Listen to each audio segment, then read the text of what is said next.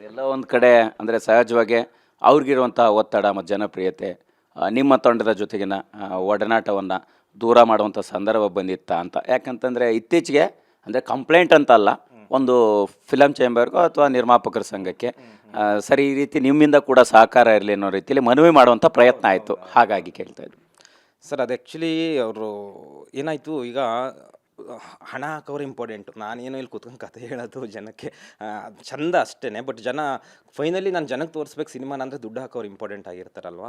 So ಹಾಗಾಗಿ ಒಂದಷ್ಟು ಇದರಲ್ಲಿ ನಿರ್ಮಾಪಕರು ಬಂದು ಇದರಲ್ಲಿ ಯಾವುದು ಡೈರೆಕ್ಟ್ ಇನ್ವಾಲ್ವ್ ಆಗಿಲ್ಲ.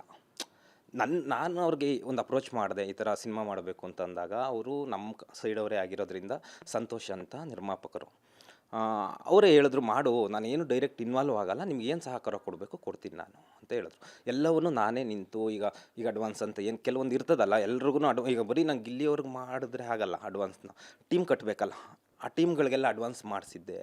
ಇವೆಲ್ಲ ಆದಮೇಲೆ ಅವ್ರು ನನ್ನನ್ನು ಕೇಳೋಕ್ಕೆ ಸ್ಟಾರ್ಟ್ ಮಾಡಿದ್ರು, ಏನಕ್ಕೆ ದಿನ ಡಿಲೇ ಮಾಡ್ತಾ ಇದೆಯಾ. ನಾನು ಹೇಳ್ತಾ ಇದ್ದೆ, ಅಂದರೆ ಈ ಥರ ಆಗ್ತಿದೆ, ಆಗುತ್ತೆ ಅಂತ ಹೇಳ್ತೀನಿ. ಅವ್ರಿಗೊಂದು ಸ್ವಲ್ಪ ತಡೆಯಕ್ಕೆ ಅಂದರೆ ಅವರು ಆ ತಾಳ್ಮೆನ ಸ್ವಲ್ಪ ಇದು ಮಾಡಿಕೊಂಡ್ರು.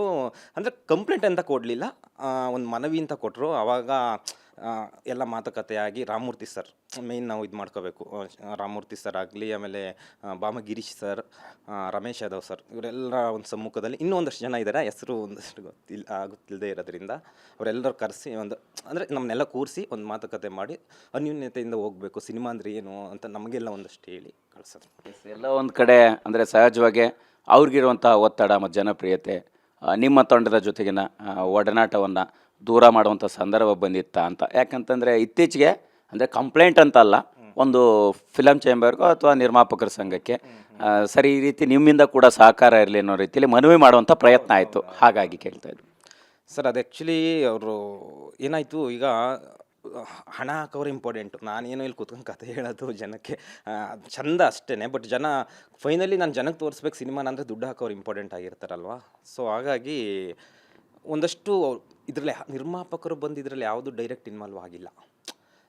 ನಾನು ಅವ್ರಿಗೆ ಒಂದು ಅಪ್ರೋಚ್ ಮಾಡಿದೆ, ಈ ಥರ ಸಿನಿಮಾ ಮಾಡಬೇಕು ಅಂತ ಅಂದಾಗ ಅವರು ನಮ್ಮ ಸೈಡವರೇ ಆಗಿರೋದ್ರಿಂದ ಸಂತೋಷ್ ಅಂತ ನಿರ್ಮಾಪಕರು ಅವರೇ ಹೇಳಿದ್ರು, ಮಾಡು, ನಾನೇನು ಡೈರೆಕ್ಟ್ ಇನ್ವಾಲ್ವ್ ಆಗಲ್ಲ, ನಿಮ್ಗೆ ಏನು ಸಹಕಾರ ಕೊಡಬೇಕು ಕೊಡ್ತೀನಿ ನಾನು ಅಂತ ಹೇಳಿದ್ರು. ಎಲ್ಲವನ್ನೂ ನಾನೇ ನಿಂತು ಈಗ ಅಡ್ವಾನ್ಸ್ ಅಂತ ಏನು ಕೆಲವೊಂದು ಇರ್ತದಲ್ಲ, ಎಲ್ರಿಗೂ ಈಗ ಬರೀ ನಂಗೆ ಗಿಲ್ಲಿಯವ್ರಿಗೆ ಮಾಡಿದ್ರೆ ಆಗಲ್ಲ. ಅಡ್ವಾನ್ಸ್ನ ಟೀಮ್ ಕಟ್ಟಬೇಕಲ್ಲ, ಆ ಟೀಮ್ಗಳಿಗೆಲ್ಲ ಅಡ್ವಾನ್ಸ್ ಮಾಡಿಸಿದ್ದೆ. ಇವೆಲ್ಲ ಆದಮೇಲೆ ಅವ್ರು ನನ್ನನ್ನು ಕೇಳೋಕ್ಕೆ ಸ್ಟಾರ್ಟ್ ಮಾಡಿದ್ರು, ಏನಕ್ಕೆ ದಿನ ಡಿಲೇ ಮಾಡ್ತಾ ಇದೆಯಾ. ನಾನು ಹೇಳ್ತಾ ಇದ್ದೆ, ಅಂದರೆ ಈ ಥರ ಆಗ್ತಿದೆ, ಆಗುತ್ತೆ ಅಂತ ಹೇಳ್ತೀನಿ. ಅವ್ರಿಗೊಂದು ಸ್ವಲ್ಪ ತಡೆಯಕ್ಕೆ ಅಂದರೆ ಅವರು ಆ ತಾಳ್ಮೆನ ಸ್ವಲ್ಪ ಇದು ಮಾಡಿಕೊಂಡ್ರು. ಅಂದರೆ ಕಂಪ್ಲೇಂಟ್ ಅಂತ ಕೊಡಲಿಲ್ಲ, ಒಂದು ಮನವಿ ಅಂತ ಕೊಟ್ಟರು. ಆವಾಗ ಎಲ್ಲ ಮಾತುಕತೆಯಾಗಿ ರಾಮಮೂರ್ತಿ ಸರ್ ಮೇಯ್ನ್ ನಾವು ಇದು ಮಾಡ್ಕೋಬೇಕು. ರಾಮಮೂರ್ತಿ ಸರ್ ಆಗಲಿ, ಆಮೇಲೆ ಬಾಮ ಗಿರೀಶ್ ಸರ್, ರಮೇಶ್ ಯಾದವ್ ಸರ್, ಇವರೆಲ್ಲ ಒಂದು ಸಮ್ಮುಖದಲ್ಲಿ ಇನ್ನೂ ಒಂದಷ್ಟು ಜನ ಇದ್ದಾರೆ, ಹೆಸರು ಒಂದಷ್ಟು ಗೊತ್ತಿಲ್ಲದೆ ಇರೋದ್ರಿಂದ ಅವರೆಲ್ಲರೂ ಕರೆಸಿ ಅಂದರೆ ನಮ್ಮನ್ನೆಲ್ಲ ಕೂರಿಸಿ ಒಂದು ಮಾತುಕತೆ ಮಾಡಿ ಅನ್ಯೂನ್ಯತೆಯಿಂದ ಹೋಗಬೇಕು, ಸಿನಿಮಾ ಅಂದರೆ ಏನು ಅಂತ ನಮಗೆಲ್ಲ ಒಂದಷ್ಟು ಹೇಳಿ ಕಳಿಸೋದು.